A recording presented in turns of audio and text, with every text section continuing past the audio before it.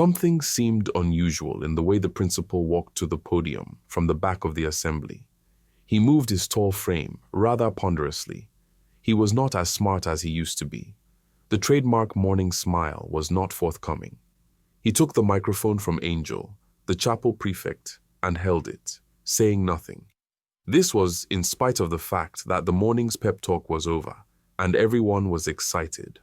All waited for the principal to speak, but the man looked blankly above the students' heads, instead of compellingly into their eyes, the way he used to. He made an attempt to talk, yet words did not come. His head dropped over his broad shoulders as he began to stare at the colorful tiles on the floor.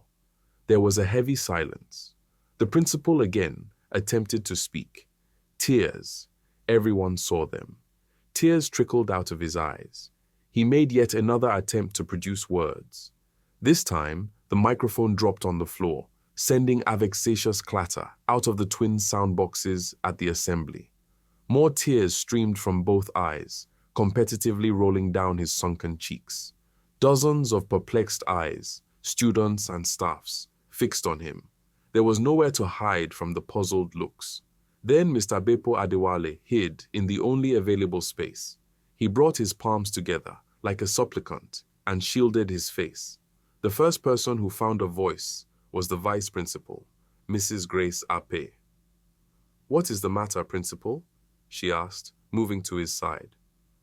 4 other members of staff joined her, but the principal said nothing. Instead, he sobbed freely.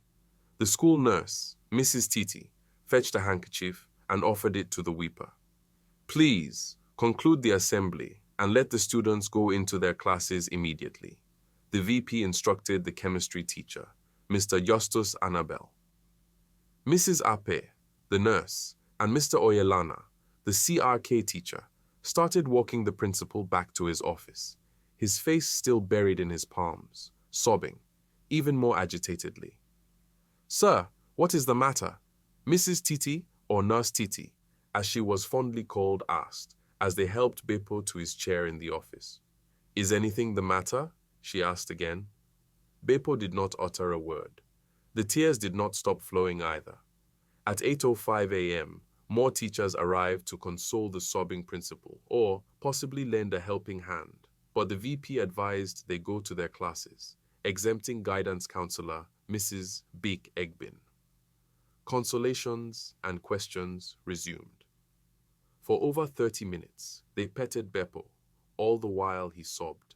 Occasionally, he would look at the ceiling and at the faces before him, as though he had just returned from a dreamy wonderland. Then, he would plunge further in tears. The VP's phone, meanwhile, had been ringing. Information had already reached some parents. They were anxious to know what had happened to the beloved principal. One parent heard that he kept muttering, "Oluwa gba mi o, save me, O God."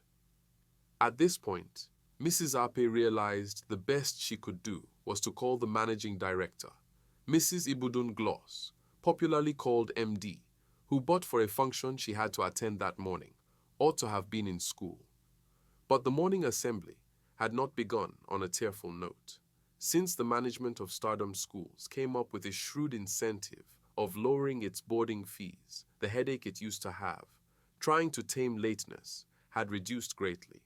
From 250,000 naira per session, the fee climbed down to 165,000 naira. The result was instant. More than 80% of the parents moved their children to the boarding house, which was a haven of modest comfort enjoyed by elite students. Almost all the students began to turn up at 7:45 a.m. for the assembly. That was far from the case before the policy change. Many of the learners came from different parts of Lagos, where the fear of heavy traffic was the beginning of wisdom.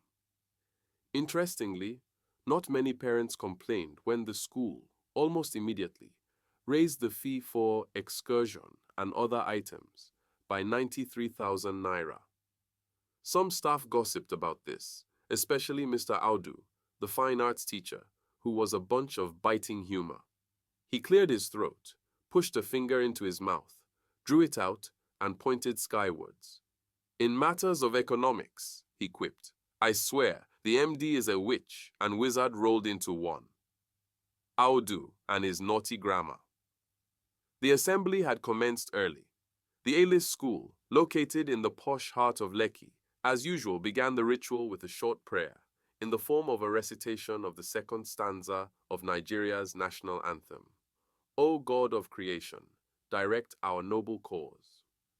Stardom did this on Tuesdays and Thursdays, while normal Christian and Muslim prayers were said on Mondays, Wednesdays, and Fridays, alongside the national anthem, first stanza. On Tuesdays and Thursdays, the assembly adopted the second stanza as prayer. LT did not bother to recite the first, but simply went straight to the school's anthem. Angel announced it was time for the pep talk. The principal had introduced this 7 years earlier,